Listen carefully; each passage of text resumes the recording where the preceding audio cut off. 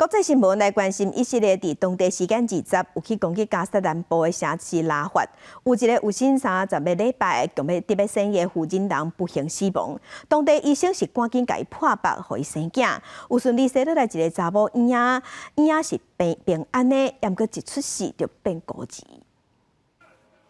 有新30礼拜，巴勒斯坦妇女伫以色列对加沙城市拉法的攻击之下，无法度保住性命。这妇女的翁婿甲查某囝拢伫以色列的袭击中死亡。医生赶紧用破腹方式挽救这个妇女的囡仔，是一个查某婴仔，体重只有1400公克。就这查某婴仔甲另外一个囡仔拢被安置伫病院的保温箱内底。这个查某婴仔会伫个保温箱内底待3礼拜到4礼拜，随后会对亲情斗阵生活。医生讲，就算这个囡仔活落来，不过伊才拄出世就真细孤儿。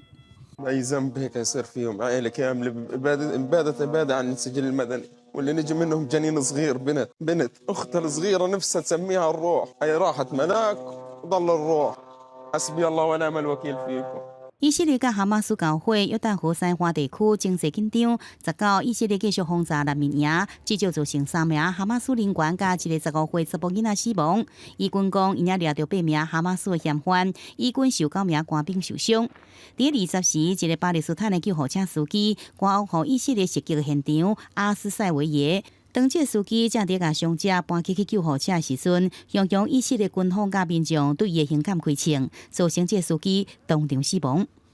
هذا الاستهداف ليس الأول على سيارة الإسعاف، هذا الاعتداء الخامس بإطلاق الرصاص على سيارتنا، أكثر من 5 مرات تم إطلاق الرصاص علينا وكان استهداف واضح من قبل جيش الاحتلال والمستوطنين。新闻网站阿西斯第20报道，华府建议对以色列国防军第97犹太隐形营来实施制裁。以色列军方讲无听讲华府的任何做法，也毋过总理纳坦雅胡是伊讲，任何以色列军事单位因为涉嫌侵犯人权而遭到制裁，伊拢会对抗到底。